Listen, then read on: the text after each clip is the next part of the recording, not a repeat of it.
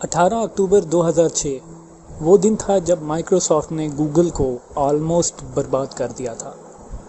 उन दिनों में माइक्रोसॉफ्ट इंटरनेट एक्सप्लोरर दुनिया में सबसे ज़्यादा इस्तेमाल किया जाने वाला ब्राउज़र था और फिर रातों रात माइक्रोसॉफ्ट ने गूगल को हटाकर बिंग को माइक्रोसॉफ्ट विंडोज़ का डिफ़ॉल्ट सर्च इंजन बना दिया। इस वजह से गूगल ने एक ही रात में तकरीबन 300 मिलियन कस्टमर्स लूज़ कर दिए। और आज ये कहना गलत नहीं होगा कि अगर उस वक्त सुंदर पिचाई गूगल में ना होते तो हम आज गूगल का नाम तक भूल चुके होते। चलें आज हम आपको सुंदर पिचाई की कहानी सुनाते हैं।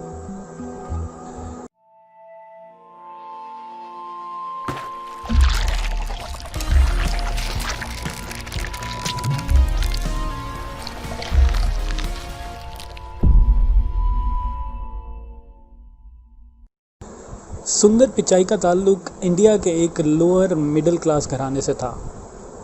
इनके घर में बचपन में ना तो कोई गाड़ी थी और ना ही टेलीविज़न था। और आज सुंदर एक multi billion dollar company Google के सीईओ हैं। और सुंदर पिचाई का पूरा नाम पिचाई सुंदराजन है।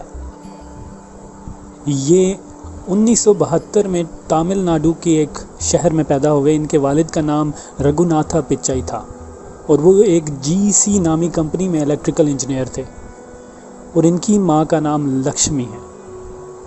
इनके पैदा होने से पहले वो एक स्टेनोग्राफर का काम किया करती थी।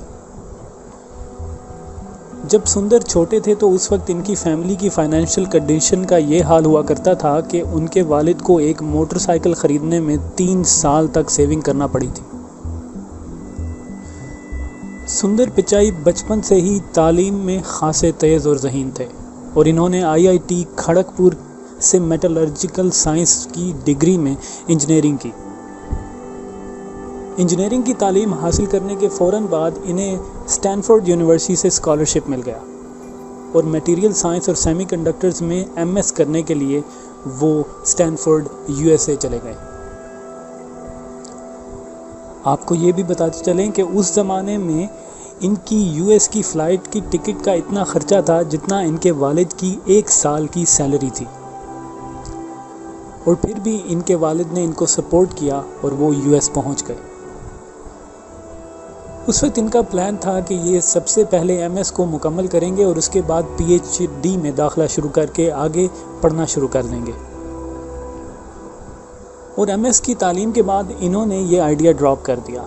1995 में अप्लाइड मटेरियल्स नाम की एक कंपनी में प्रोडक्ट मैनेजर और इंजीनियर के तौर पर काम शुरू कर दिया। कुछ अरसे बाद इन्होंने ये जॉब भी छोड़ दी और एमबीए में एडमिशन ले लिया। और 2002 में इन्होंने वॉर्टन यूनिवर्सिटी से 2002 में एमबीए की तालीम मुकम्मल की। एमबीए के बाद इन्होंने शादी की और मैकेंसी नाम की एक कंपनी में जॉब शुरू कर दी। 2006 वो साल था जब इन्होंने गूगल को as a president of product management की पोस्ट पर ज्वाइन किया। ये वही साल है जब गूगल ने जीमेल को लॉन्च किया था। और अब शुरू होता है इनकी गूगल का साथ। गूगल ज्वाइन करते ही इनका पहला प्रोजेक्ट गूगल टूल बार का था। उस ज़माने में गूगल टूल बार इसलिए भी बहुत अहम था कि क्योंकि इसको उस वक्त ये टूल बार इस्तेमाल करने वाले के पास एक ऑप्शन आता था जिससे वो गूगल सर्च इंजन को डिफ़ॉल्ट सर्च इंजन बना सकता था। उस वक्त गूगल के सीईओ एरिक स्मिथ थे। उस वक्त सुंदर ने एरिक स्मिथ और लैरी पेज को ये आइडिया पिच किया कि गूगल टूल बार तो बिल्कुल ठीक है मगर गूगल को एक अपना ब्राउज़र भी बना लेना चाहिए। सुंदर का ये आइडिया उन्होंने सुनकर इसलिए रिजेक्ट कर दिया कि सारी दुनिया इंटरनेट एक्सप्लोरर को इस्तेमाल करती है और इसलिए अगर गूगल ने अपना ब्राउज़र बना लिया तो उससे कुछ ख़ास फ़ायदा नहीं होगा।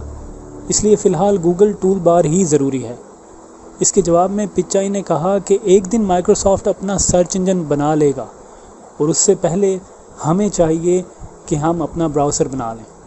इस बात पर एरिक और लैरी ने ज़्यादा ध्यान नहीं दिया और ना ही सुंदर ने इसके बाद इस टॉपिक पर कभी बात की। और फिर वही हुआ जिसका डर था। माइक्रोसॉफ्ट ने रातों रात गूगल को डिफ़ॉल्ट सर्च इंजन से हटाकर बिंग को डिफ़ॉल्ट ब्राउज़र सर्च इंजन बना दिया। एक ही रात में 300 मिलियन कस्टमर्स गूगल ने खो दिए, लेकिन उस वक्त तक पिचाई और उसकी टीम ने Google tool bar almost complete कर लिया था। गूगल टूल बार से ये फ़ायदा हुआ कि इससे ये ऑप्शन आ जाता कि कोई भी शख्स जो कि वेब ब्राउज़र इस्तेमाल कर रहा है, गूगल टूल बार इस्तेमाल करते ही डिफ़ॉल्ट सर्च इंजन गूगल बना सकता था। इसकी वजह से गूगल ने अपने खोए हुए तकरीबन 80% कस्टमर्स को दोबारा हासिल कर लिया।